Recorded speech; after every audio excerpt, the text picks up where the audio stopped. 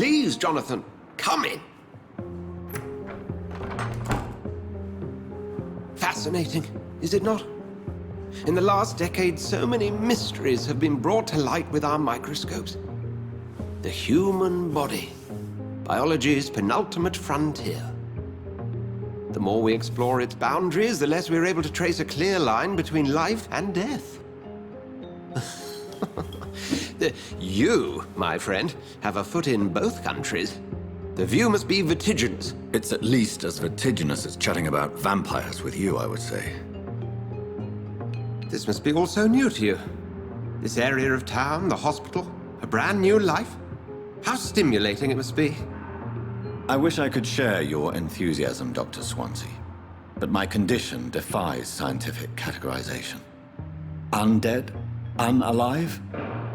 Immortality defies logic. I cannot express my thrill at this serendipitous turn of events. The world's most eminent specialist in blood transfusions, a vampire. One might say a gift from heaven.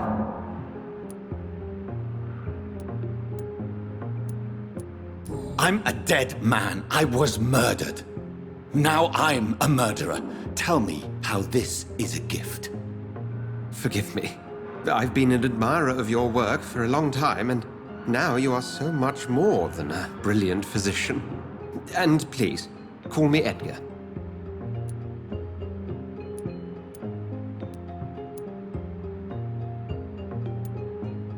I'm not some doe-eyed student, Edgar. I understand we both have something to gain from this relationship. Very well. I have a task for you, Jonathan. Something that will require all your newfound skills. Please, go on. The Pembroke only survives through the generosity of our benefactors. Unfortunately, our main donor has found herself in a bit of a bind. Now, if you could help her out... A spokesman or politician is what you need. That's not my calling.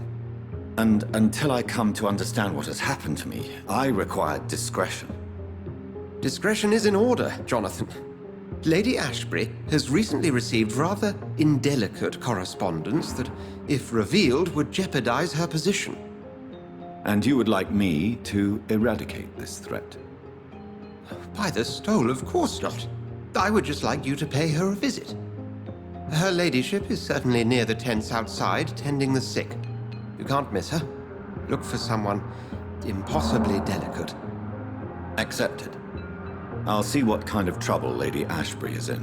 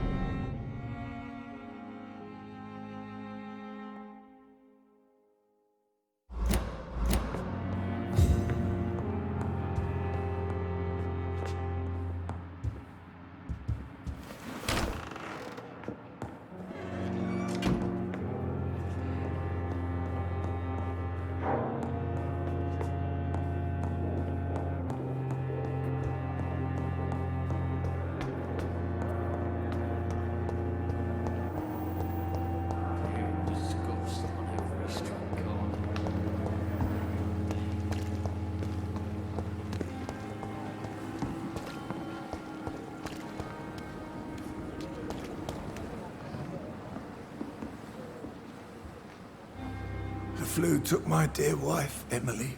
I take comfort knowing we'll soon be together again. Mr. Rainfield, that's no way to talk. You're in good hands here, and we'll be up again soon enough.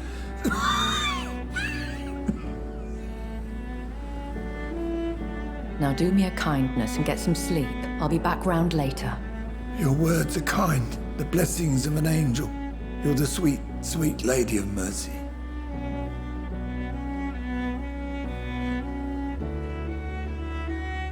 Good evening, Dr. Reed. It's a pleasure to see you again. You seem surprised. Dr. Swansea has brought me up to speed concerning your recent appointment to Pembroke Hospital. You're a the lady who saved me that night, before vanishing into thin air. I remember you from the pub with Dr. Swansea.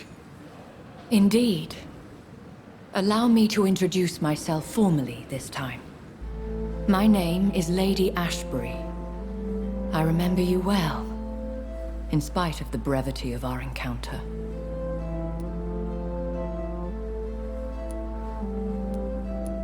Apologies.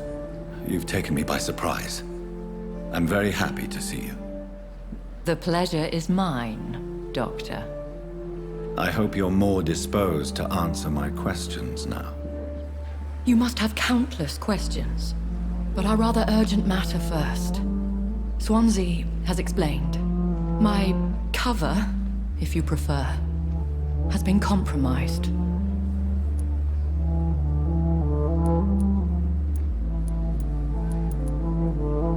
Have any of the patients given you trouble? These poor souls have so little left to live for. I do my best to ease their pain. The world would be a better place if it were cared for by women like you. You make me blush. I am simply a necessary evil. Pardon my boldness, Your Ladyship, but I have questions concerning this condition we share. As a newborn, your hunger for answers is rivaled only by your thirst for blood. But the questions need weight. I'm a scientist. My trade is in the deciphering of mysteries, and I need information to feed my mind. I will gladly answer every question you have, but first, prove yourself capable of resolving my predicament without eating the culprit. Dr. Swansea has commissioned me to be your agent in this matter. You could start by explaining what's amiss. These past insufferable weeks, I've been the victim of extortion. I've made a first payment, but the blackmailer grows greedy. I must refuse his most recent demands.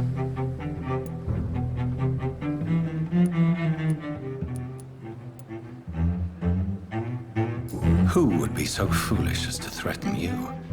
A kindred spirit. Even if it were the case, and I highly doubt it, a vampire would have asked for something more valuable than money. My suspicions lean toward a patient, or their family. What are your expectations? Please be precise. As the newly appointed surgeon of this hospital, you are in an excellent position to ask innocent questions and deftly learn the identity of my blackmailer. If we're dealing with an ordinary criminal, surely you've the means to deal with it yourself, if I may. As immortal tradition doth dictate, all fangs and hypnotic eyes ablaze, the blood would run like a river. That's what I hope to avoid. Violence has a tendency to spiral out of control. Please continue. Every detail is essential. I'm your man. My embarrassment in this matter is eclipsed only by my shame at having put the hospital at risk. The threat from our anonymous scoundrel is clear. A list of dates. My visits coinciding with the dates of suspicious patient deaths due to massive blood loss.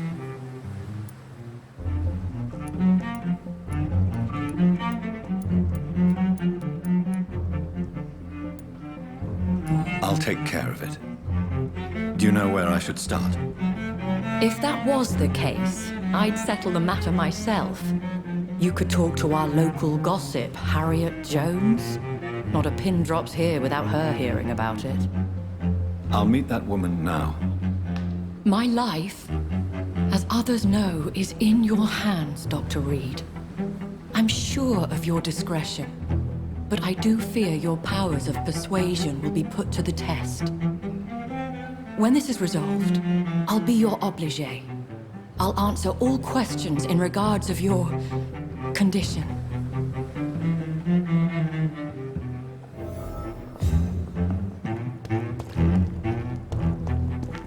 It's safer here than anywhere else in the East End.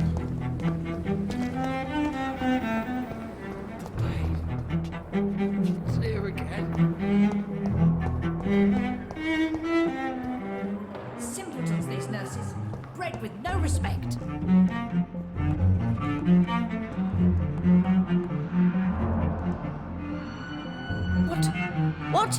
What is this? Who are you? Get out of my room. There's no need for alarm, madam. I'm Dr. Reed, the new surgeon. Preposterous. Dr. Reed, you say? I don't want some bumbling intern. Where's Dr. Swansea?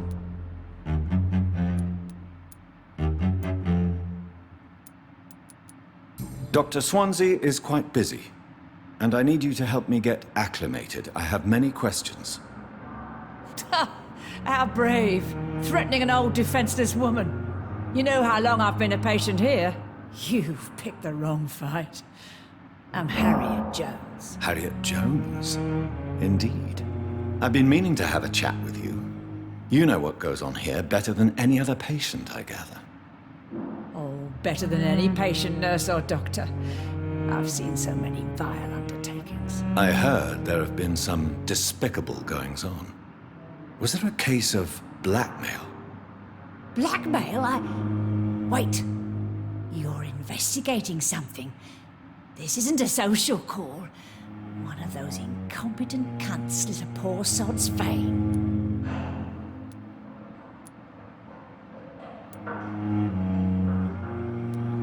If I didn't know better, Miss Jones, I'd be inclined to say you enjoy this type of idle gossip. God's honest truth, Doctor. It's just the way it is here. Most of these bitches would let you freeze to death before getting you a blanket. You seem to know more about the goings-on here than anyone else. Beware, Miss Jones, in case suspicion should fall on you. That's it. Blame the old and infirm. I see those little bitches' greedy little eyes. Just waiting for me to pop off, they are. I assure you, madam, this is not an investigation into a possible medical error. Debauchery, then? Nurses Crane, Hawkins, Brannigans, whores, all of them. They can't keep their legs shut. I've seen them scratching slutty sores. Really? Well, if you have irrefutable proof, I'll not have the staff behaving in such a manner here. This is your business, Doctor, not mine. But I swear one of the nurses is cavorting with some man on hospital hours. Thank you for your time, Miss Jones. You've given me something to go on. See you on the next round.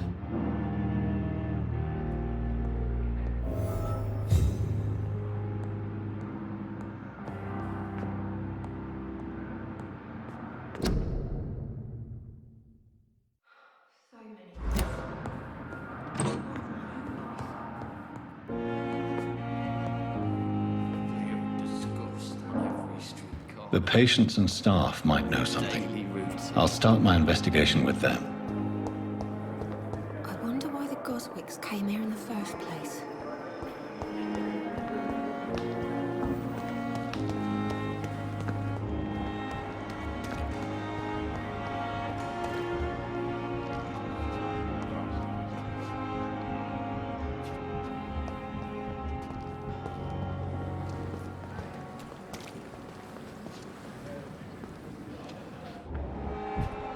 Pembroke is so lucky to have Dr. Reed, you know. Good evening, Nurse Brannigan. Good evening, Doctor. Have you seen a strange man visiting any of the nurses here? I've never heard of such a thing, Doctor. Do you know if any of the hospital staff have criminal backgrounds? The people who work here all come from very different backgrounds, Doctor. Just like the patients. Goodbye, nurse. Call me if you need assistance.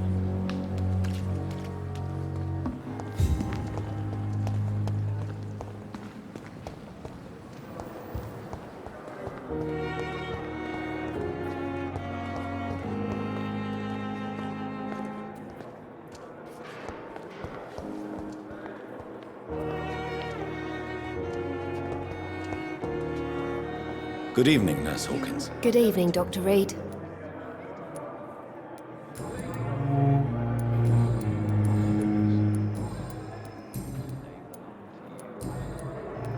What can you tell me about the strange man visiting one of the nurses during her shift? Let me guess. You spoke with that old shrew, Harriet Jones. Do not pay attention to her, Doctor. She's full of fanciful tales.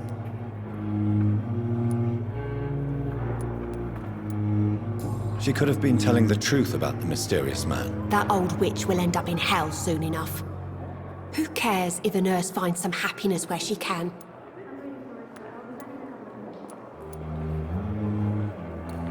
No matter how you feel about her, Miss Jones deserves our help. Who says I don't care for her? Hate is what keeps that old crone alive. Pepper, I know you're very close to Milton Hooks. Yes?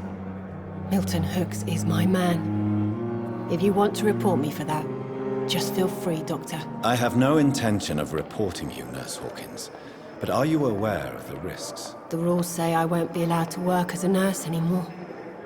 But here at the Pembroke, we break rules all the time. Is he worth the risk? Hey, I'm no perfect woman, and Milton is not the finest bloke. But we do our best to get by.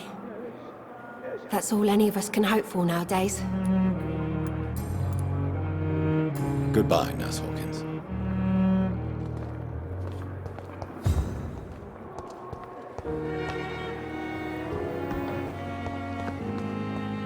Another night.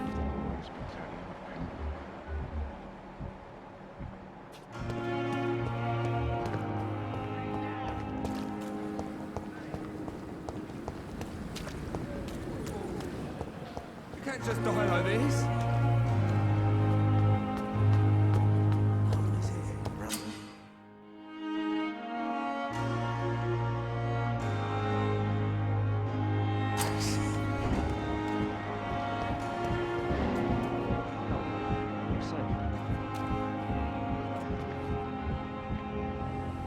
You're sure you don't come back with me?